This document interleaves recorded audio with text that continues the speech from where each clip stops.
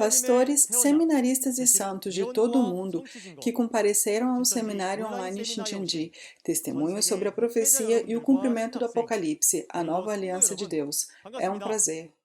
Eu sou o moderador Pyeongjae Jun.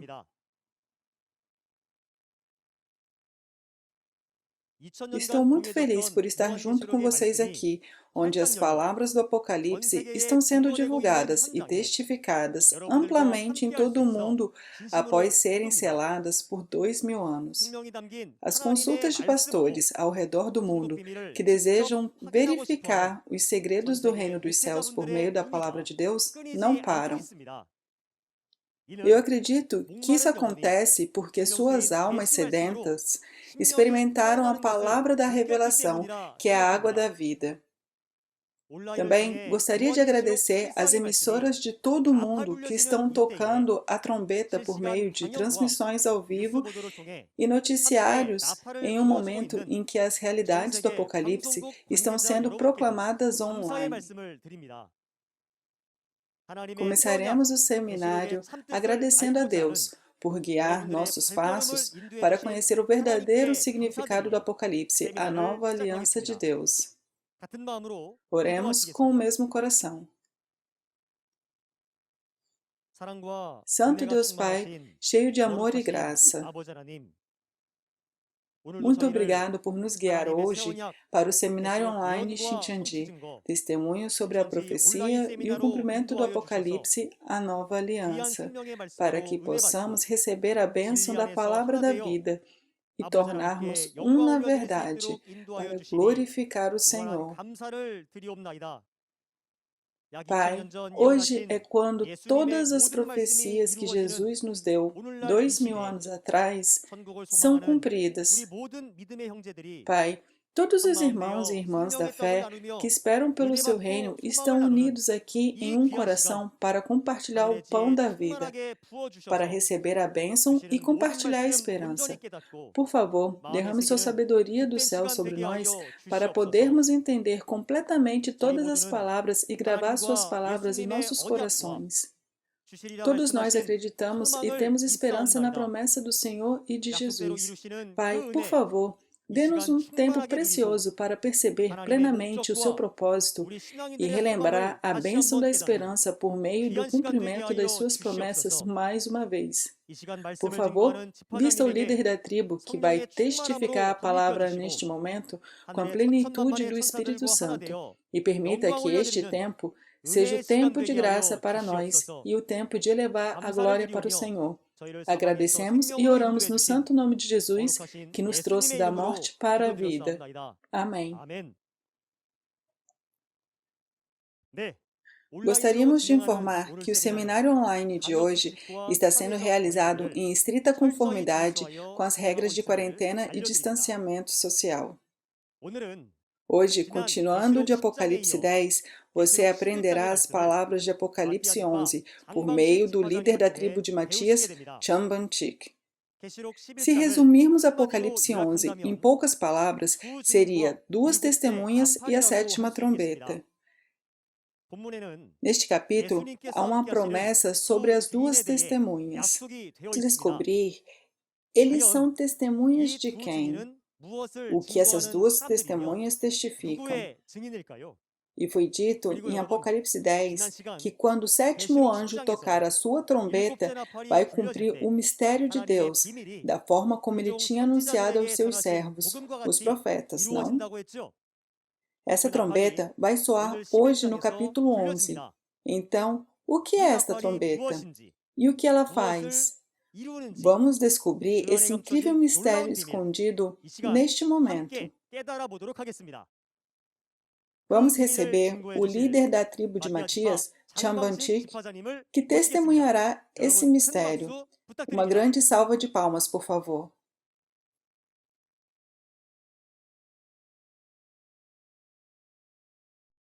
Olá, pastores, seminaristas e crentes de todo o mundo. Tudo bem com vocês? Hoje, continuando da última vez, testificarei as palavras de Apocalipse 11, do testemunho sobre a profecia e o cumprimento do Apocalipse, a nova aliança de Deus. Eu sinceramente espero que você tenha um tempo precioso para entrar na Bíblia e entender completamente a palavra.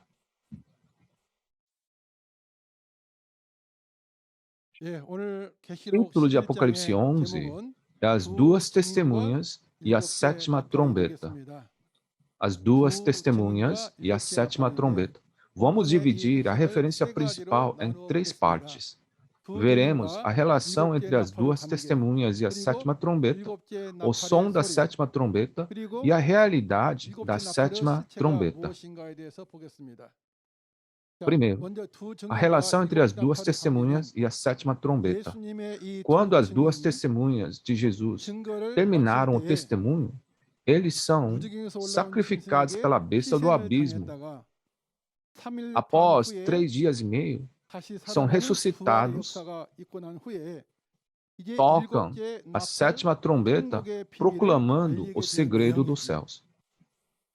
Qual é o som dessa sétima trombeta? Como aprendemos em Apocalipse 10, 7, na última aula, é o mistério de Deus.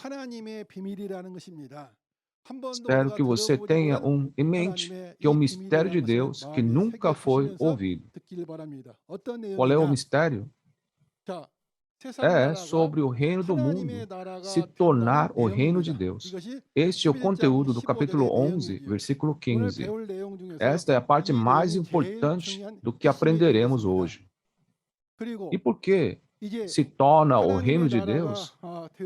Os espíritos martirizados em Deus serão ressuscitados. E aqueles que estão vivos serão transformados. E a vida eterna será realizada. Esse é o conteúdo do mistério da 1 Coríntios 15, 51 a 54. E qual é a realidade da sétima trombeta? Em suma, é o novo João, o pastor prometido do Novo Testamento. Então, quem é esse novo João? Como aprendemos no Apocalipse 10, ele é quem recebeu a palavra e viu e ouviu os eventos de todo o livro de Apocalipse.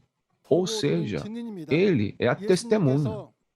Quando Jesus recebeu o livro selado com 7 selos na mão de Deus, abriu os selos um por um e o cumpriu. Houve aquele que viu e ouviu por si mesmo. Em Apocalipse 1, 2, não diz que João testificou a palavra de Deus e tudo o que ele tinha visto? Se você olhar Apocalipse 22, 8, verá que eu, João, sou aquele que ouviu e viu os eventos de todo o livro de Apocalipse. Precisamos saber que o apóstolo João teve uma visão antes que ela se cumprisse, mas quando ela se cumpriu, ele viu a realidade. Ao profetizar, mesmo se alguém quiser ver as realidades, não pode, porque elas não existem ainda. No entanto, quando essa profecia é cumprida, as entidades reais aparecem, para que possam ser vistas e testificadas. Isso é importante. Para receber o reino do céu e a vida eterna, todas as nações devem se encontrar e receber a revelação por meio de novo João, que recebeu a revelação de Jesus. A razão é que João 17,3 diz que a vida eterna é conhecer o Deus verdadeiro e aquele a quem ele enviou.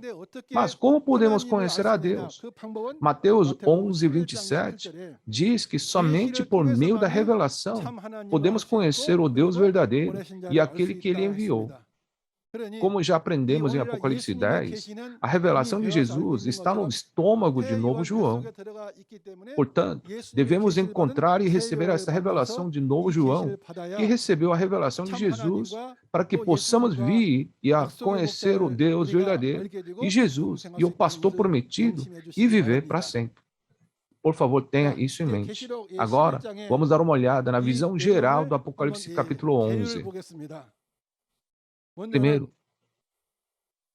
existe o templo para medir e o pátio exterior que não deve medir. Naquela época, as duas testemunhas de Jesus, vestidas de saco, trazem várias pragas e então são mortas pela besta. No entanto, depois de 3 dias e meio, eles recebem um sopro de vida e são ressuscitados. Então, a 7ª trombeta soa. É um mistério maravilhoso que o reino de Deus será estabelecido nesse mundo quando a 7ª trombeta soar. Por favor, mantenha essas 5 coisas em mente primeiro. Vamos ler Apocalipse 11, 1 a 2 juntos.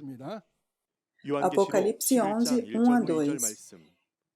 Deram-me um caniço semelhante a uma vara de medir e me disseram: vá e meça o templo de Deus e o altar, e conte os adoradores que lá estiverem.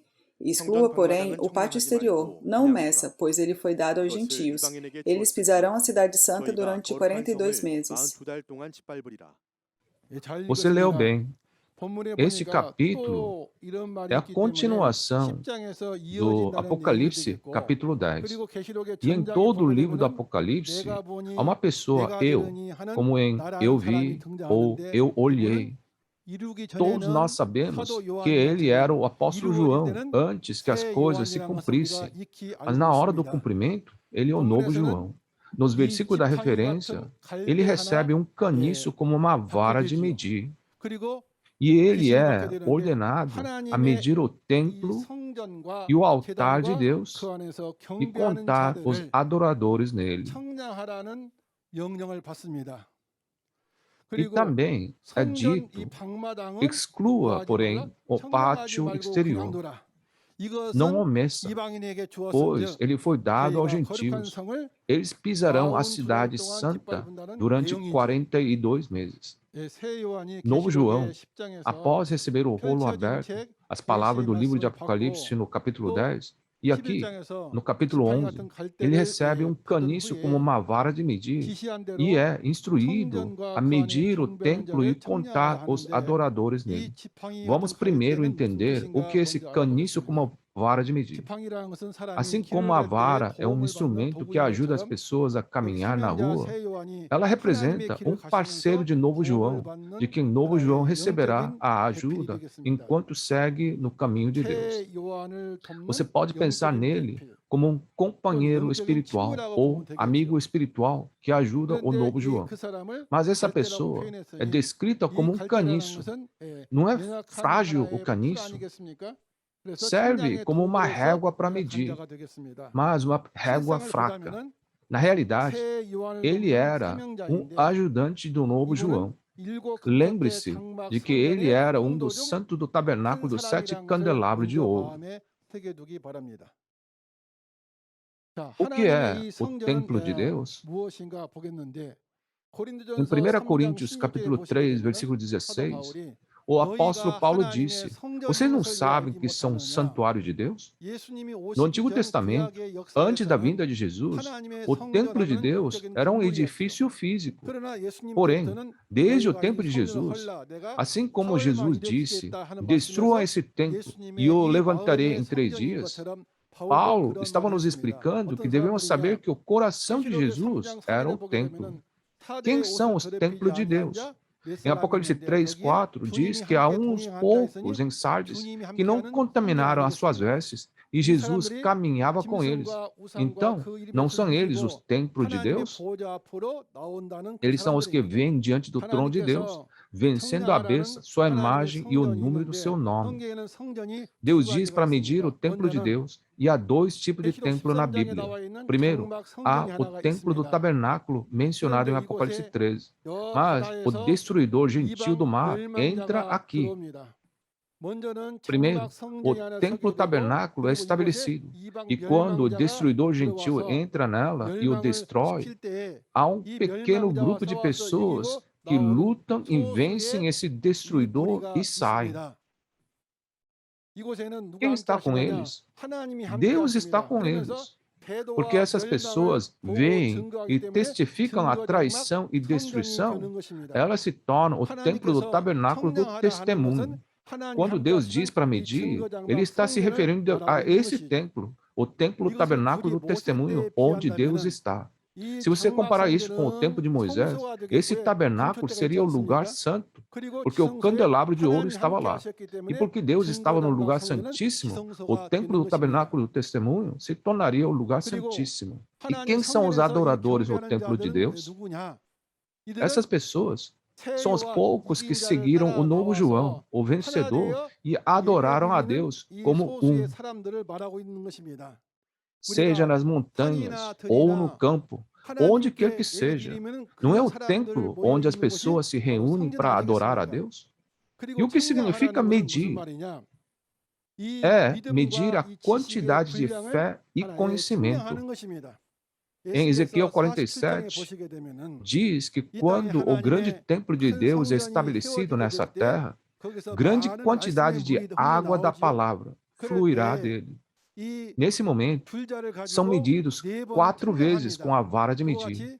Assim, é medido a quantidade de conhecimento e da fé.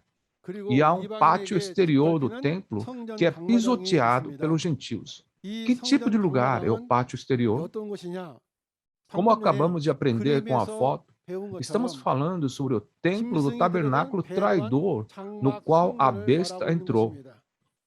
É o mesmo lugar que apareceu nos capítulos 13, 6, 2 e 3 de Apocalipse. Quem são os gentios que entraram e pisaram lá? Estamos falando sobre a organização da besta de 7 cabeças e 10 chifres, que engoliu o templo do tabernáculo. Onde é esse lugar? Se você olhar em Apocalipse 13 e 12, verá que o tabernáculo céu, aqueles que não pertencem ao tabernáculo céu, pode ser visto como gentios aos olhos de Deus. A realidade deles são os 7 pastores do Centro da Educação de Administração. O Centro da Educação de Administração é uma instituição que educa os pastores, porque o administrador é o pastor. Portanto, é grande sua autoridade. Estamos falando de 7 pastores famosos lá. Senhor Terra, Senhor Kim, Senhor Juan, Senhor Juan, Senhor Kim, Senhor Peck, Senhor Terra. Esses nomes foram registrados sob pseudônimos. Qual é a razão para pisotear o pátio exterior? É porque o povo escolhido de Deus traiu e não se arrependeu. Então, ele quer julgá-los. E quais são os 42 meses para pisotear? Se você olhar Apocalipse 13, 5, diz que os gentios governarão sobre o povo escolhido que traiu por 42 meses. Em Mateus 24, 21 a 22, é dito que os dias de tribulação foram reduzidos para salvar fisicamente aqueles a quem Deus escolheu. Em Jeremias 25, 11, vemos que o povo escolhido de Israel foi destruído pela Babilônia gentia por 70 anos, quando eles pecaram. Se nós passarmos pela tribulação de 70 anos, nenhum de nós sobreviveria com a carne. Por isso, os 70 anos foram reduzidos a 3 anos e meio para dar a salvação aos eleitos na carne. Não é uma bênção grandiosa? E agora, vamos ler os versículos 3 a 5. Apocalipse 11, 3 a 5. Darei poder às minhas 2 testemunhas, e elas profetizarão durante 1260 dias, vestidas de pano de saco. Estas são as 2 oliveiras e os 2 candelabros que permanecem diante do Senhor da terra. Se alguém quiser causar-lhes dano, da boca dele sairá fogo e devorará os seus inimigos.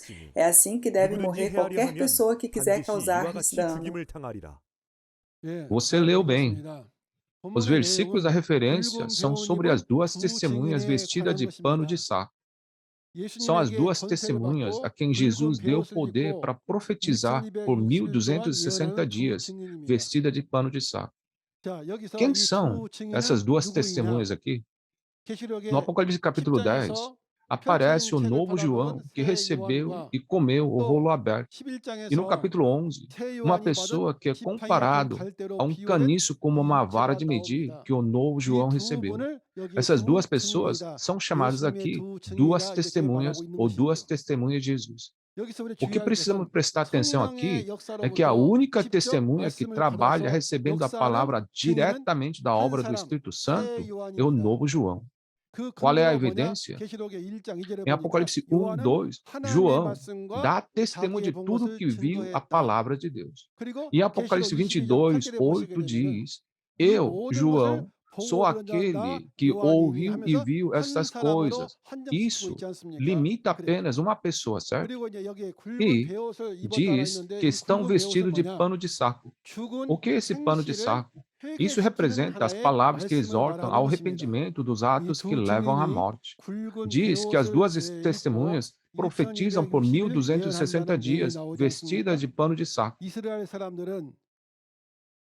Os israelitas vestem de pano de saco e lamentam quando se arrependem de seus pecados ou quando alguém morre.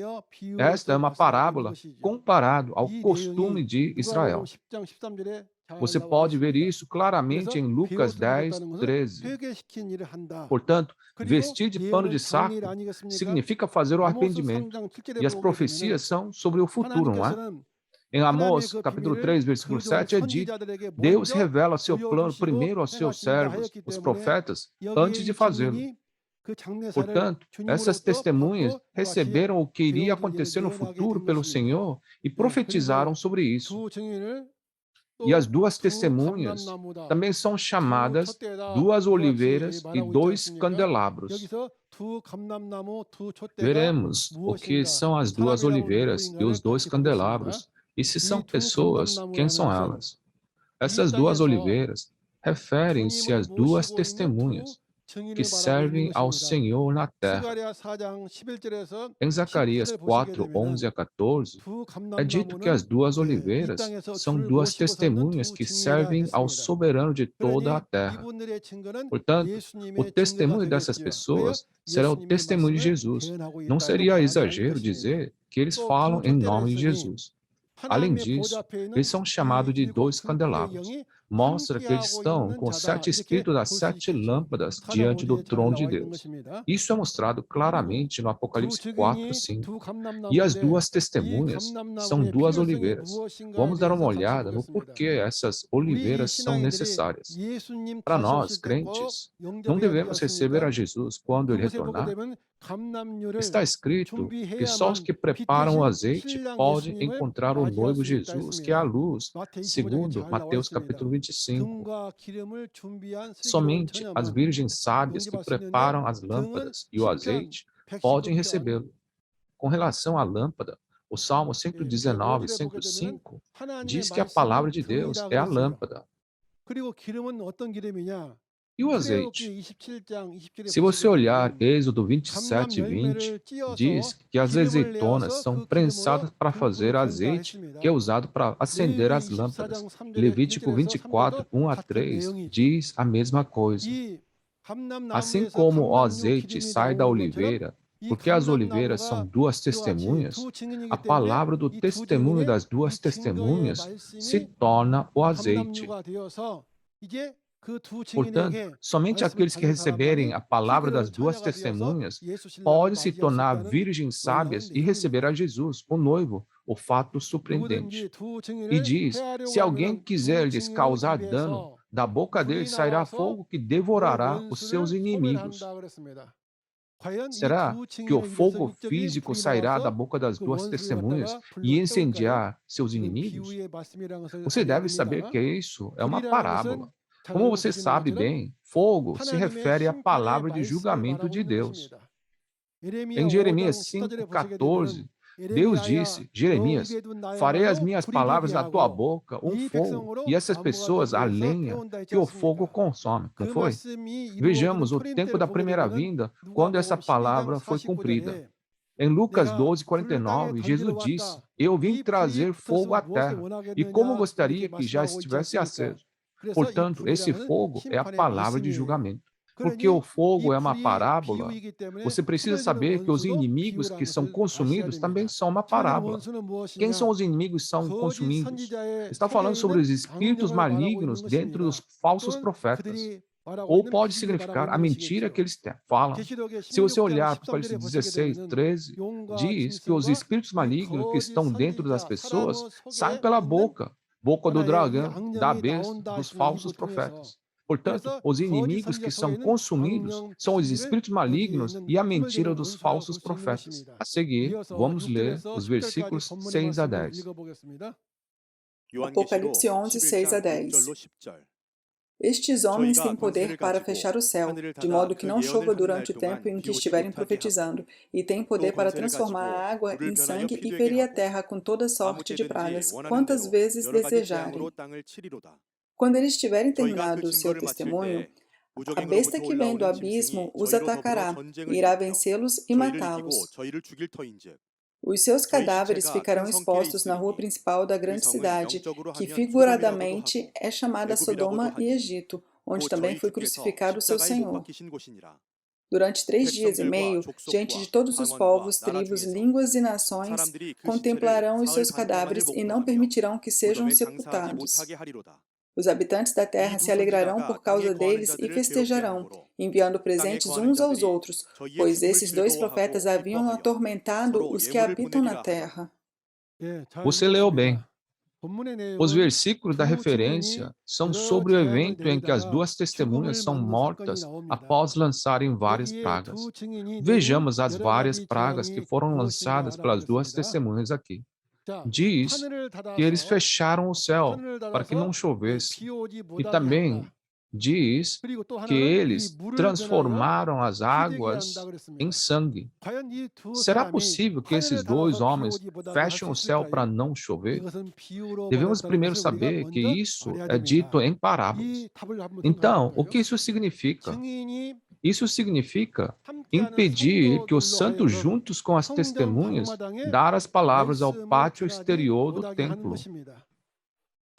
O que existe no céu? Sol, lua e as estrelas. Olhando para Gênesis 37, 9 a 11, a família de Jacó é comparada ao sol, à lua e às estrelas. Portanto, assim como o lugar onde a família de Jacó está reunida é chamado de céu, o lugar onde Novo João e o grupo de poucas pessoas estão reunidos pode ser chamado de céu.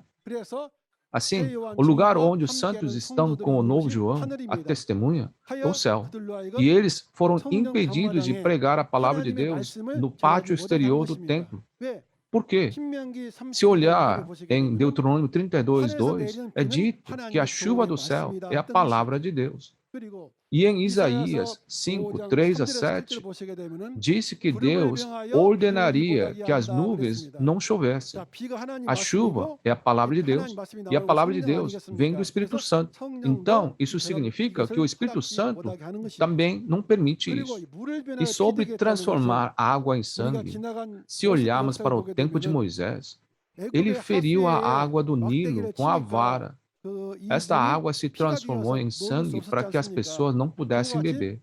Da mesma forma, por meio da palavra revelada, a doutrina dos destruidores, que é como as águas do Nilo, é revelada a ser uma mentira. É isso que é revelar. Aqui, porque as 2 testemunhas chamam os falsos profetas que eles são como as bestas do abismo, dizendo, vocês são diabos destruidores. As bestas mataram as 2 testemunhas espiritualmente. O que é a besta do abismo aqui? Primeiro, vamos ver o que é o abismo. Em caracteres chineses, significa sem e fundo. Então, isso significa o abismo sem fundo, ou poço sem fundo. Porque a água é a palavra de Deus. Uma cisterna que não pode reter a água se referiria a uma organização sem a palavra de Deus, ou seja, o inferno. É por isso que os falsos profetas, pertencentes à morada de Satanás ou ao inferno, são chamados de bestas. De acordo com Apocalipse 9, 2, nós aprendemos isso antes, né? Diz que os gafanhotos que são bestas com o diabo dentro deles saem do abismo e torturam o povo do tabernáculo de Deus. E se você olhar em Provérbios 30, 2 e 3, não se trata de uma besta física, mas de uma pessoa que não conhece a Deus e a palavra de Deus. Portanto, a besta do abismo se refere a um falso pastor que pertence à morada de Satanás ou inferno. O que significa as duas testemunhas terminaram seu testemunho? Quando essas duas testemunhas falaram tudo o que tinha que falar, o testemunho termina. Se eles disserem, porque você fez isso e aquilo, você pertence ao diabo e você é o destruidor, isso é o fim. Diz que a besta mata as duas testemunhas. Uma testemunha é um que dá testemunho. Assim, se a besta impede a testemunha de testemunhar, é o mesmo que condená-los à morte. É porque a besta está ligado com os poderes do mundo. Sobre a grande cidade onde os cadáveres das duas testemunhas estão expostos. Se fossem cadáveres físicos, onde deveriam estar? Eles deveriam estar nos túmulos. Mas como foi dito que eles estavam na grande cidade, o cadáver aqui é um cadáver espiritual. E a grande cidade também é uma grande cidade espiritual. A grande cidade era o templo tabernáculo onde Deus trabalhava. Eles tinham cerca de 80 igrejas filiais. Então, eles eram uma grande cidade. Quão grande eles eram, já que o poder do destruidor veio e se uniu também. Portanto, a grande cidade se refere ao templo do tabernáculo que se tornou gentil. Aqui, nesse templo do tabernáculo, quem entrou nele? Os destruidores entraram e juntaram forças. Então, ela se tornou uma grande cidade. E esse cadáver se refere a um estado em que essas duas testemunhas não podiam testemunhar mais. Então, eles podem ser vistos como mortos ou cadáveres. E essa grande cidade era figuradamente chamada de Sodoma e Egito, e onde também seu Senhor foi crucificado. Por quê? De acordo com Oséias 12:10, Deus mostrou muitas visões, certo? Isso significa que ele não mostrou as entidades reais. E também é dito que Deus contou parábolas por meio dos profetas. Sodoma é um lugar que foi destruído, e a corrupção do tabernáculo é comparado à de Sodoma que foi destruída. Dá para imaginar quão corruptos eles eram. E o Egito, o que significa? Significa que são como o Egito, do qual Moisés e Arão lutaram contra rei Faraó, que interrompeu a obra de Deus. Também hoje, duas testemunhas são mortas aqui enquanto lutavam contra a força do mal. E diz que é o mesmo lugar onde Jesus foi crucificado. Jesus não tinha pecado. Refere-se a Jerusalém rebelde que matou Jesus, que é inocente. Em Mateus 16:21, Jesus disse que ele deveria subir a Jerusalém e ser morto, e então ressuscitar no terceiro dia. Da mesma forma, hoje também a testemunha é morta dessa maneira. Na primeira vinda, Jesus foi morto fisicamente, mas na segunda vinda, as duas testemunhas são mortas espiritualmente. E essa é a diferença. Diz que os homens de todos os povos, tribos, línguas e nações olharão para seus cadáveres. Quem são eles? Podemos dizer que são os santos do tabernáculo que pertencem ao destruidor e membros das igrejas tradicionais, como os povos, tribos, línguas e nações. Por quê? Em Apocalipse 13:7, é dito que essa besta tem autoridade sobre tribos, povos, línguas e nações. Por isso, precisamos saber que essas pessoas pertencem à besta com quem o diabo está. Apocalipse 17:15 é o mesmo. E diz que eles contemplaram os seus cadáveres por 3 dias e meio. Contemplar significa estar olhando. Significa que eles estavam zombando e olhando como as testemunhas não podiam mais testificar ou profetizar. Os dois ficaram espiritualmente mortos porque não puderam testificar ou profetizar, ou seja, não foram capazes de cumprir seu dever. Isso é contemplar por 3 dias e meio. Qual é a realidade? Ninguém sabia até que a profecia foi cumprida. Mas, quando isso se cumpre, aparecem entidades reais. Esse período, o prazo real de 3 dias e meio, foi 30 de janeiro de 1981 a 2 de fevereiro de 1981. 3 dias e meio. E quando ela é cumprida, conheceremos as realidades.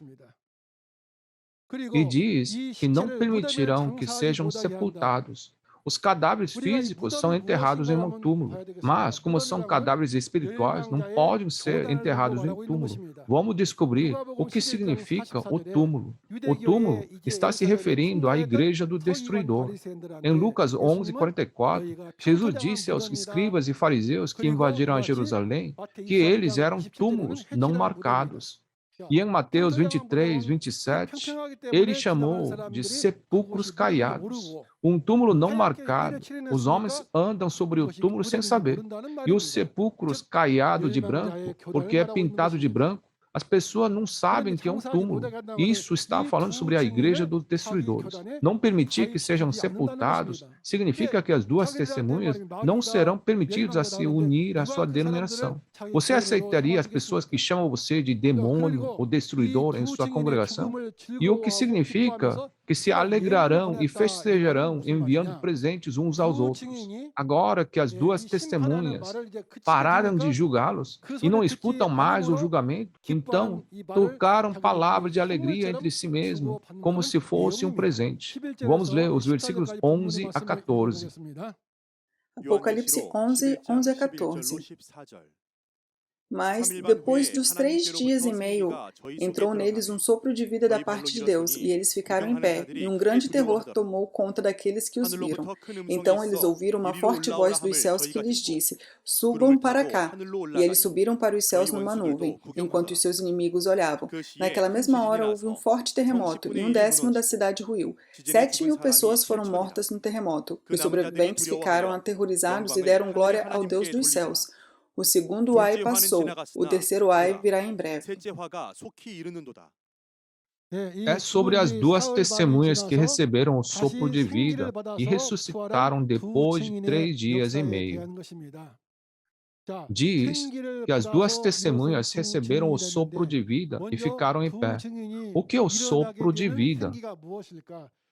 O sopro de vida, em letra chinesa, é composto de 2 caracteres: viver, vida, e energia, sopro. Assim, sopro de vida se refere à energia que faz a pessoa viver.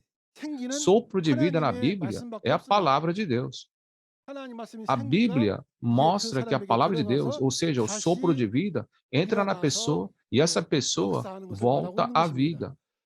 Em Gênesis 2:7 diz: Deus formou o homem do pó da terra e soprou fôlego de vida nele, e o homem se tornou um ser vivente. Seu espírito veio à vida. E em João capítulo 1 diz que a vida está onde? Certo? É dito em João capítulo 1:4 que a vida está na palavra. E o que significa que as duas testemunhas subiram para os céus numa nuvem? A nuvem se refere a espírito. Assim, eles estão sendo guiados pelo espírito. E essas duas testemunhas entram no céu da terra, o tabernáculo, para tocar a trombeta novamente. Os inimigos que estavam contemplando teriam ficado surpresos, não? Quem são os inimigos que estavam contemplando? Os inimigos que contemplam são o grupo de Satanás. Eles se tornaram inimigos porque se rebelaram a Deus. As pessoas pensavam que essas duas testemunhas haviam terminado, mas porque começam a testificar de novo, seus corações ficaram aterrorizados. É por isso que se diz que a grande cidade desabou pelo terremoto.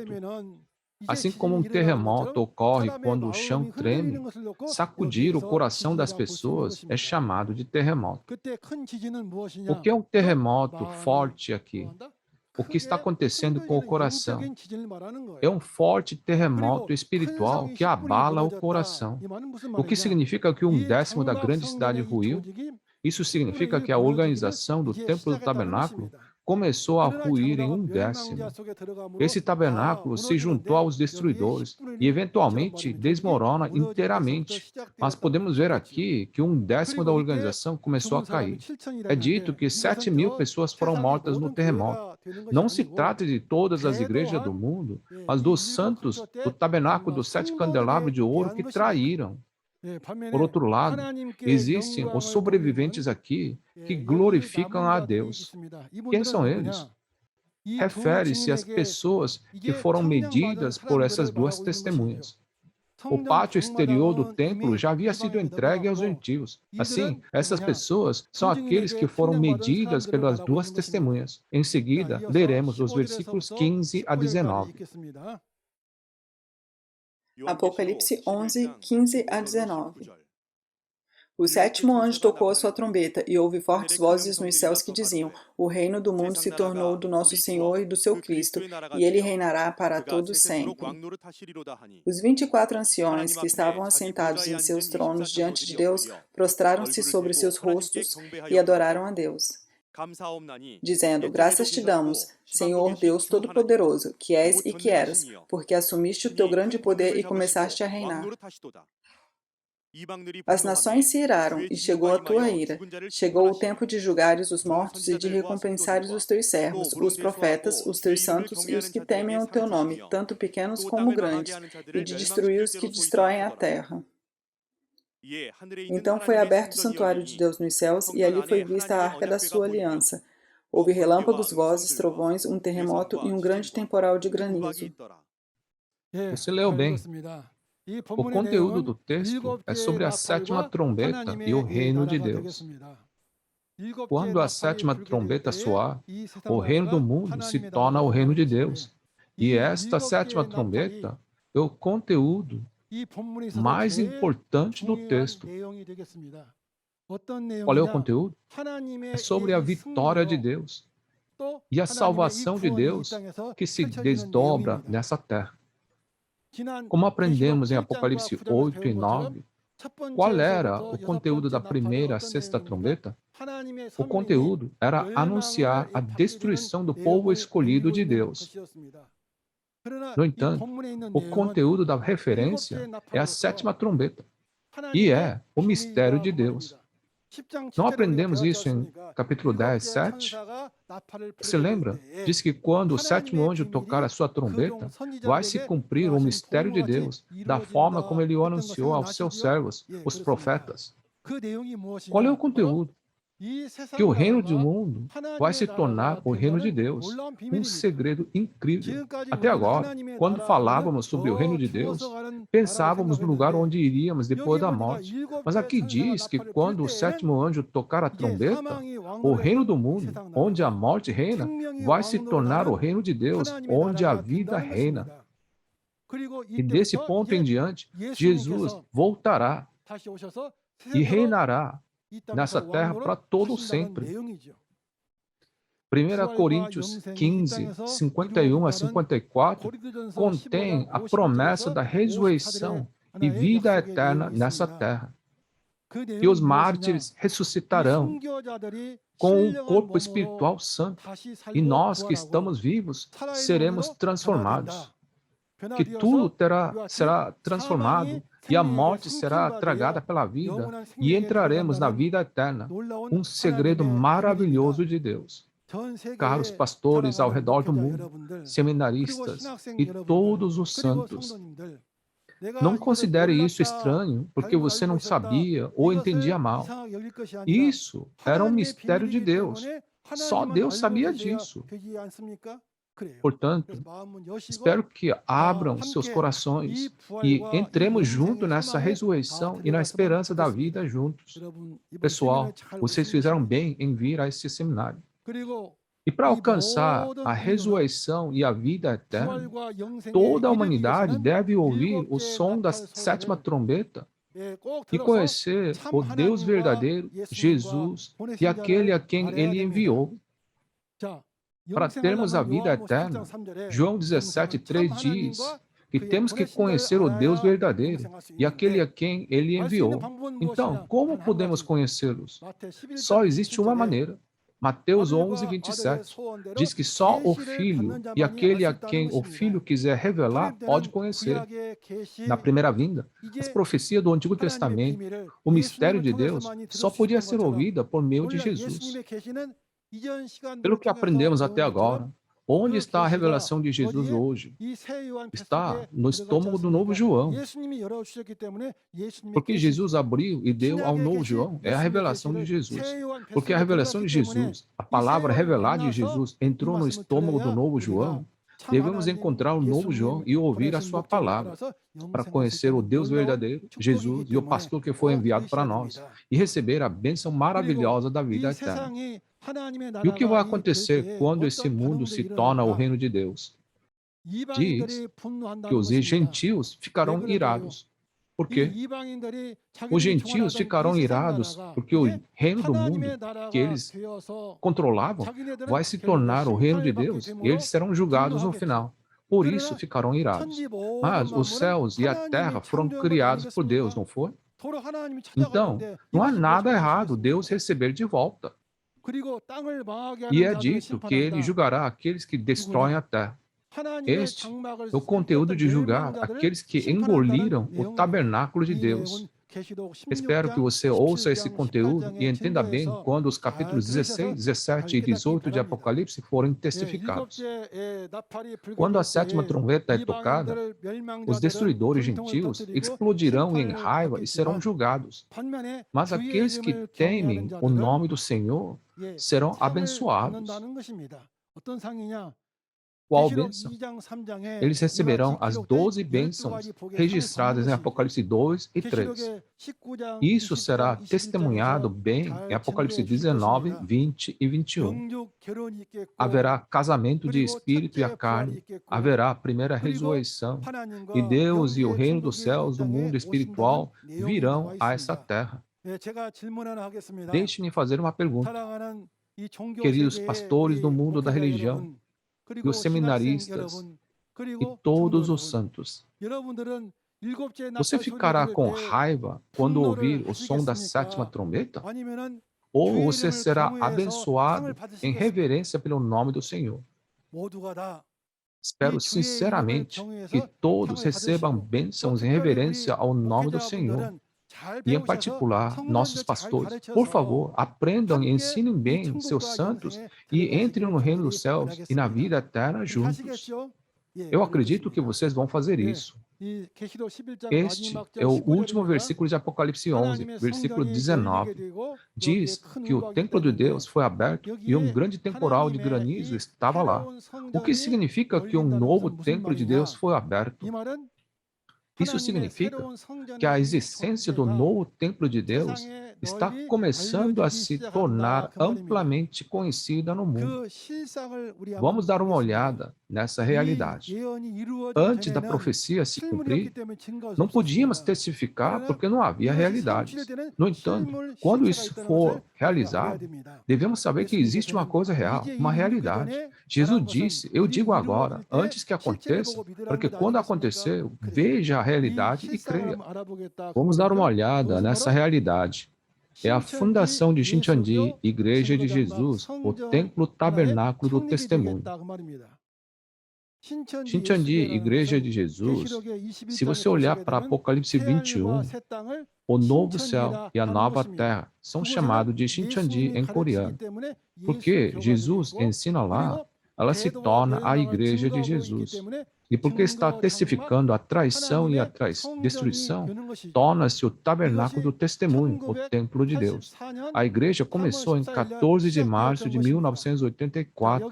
Como mostra a foto aqui, esta foi a época em que o templo do tabernáculo do testemunho começou a ser conhecida em todo o mundo. Este ano marca o 38º aniversário da fundação de Shincheonji nessa terra.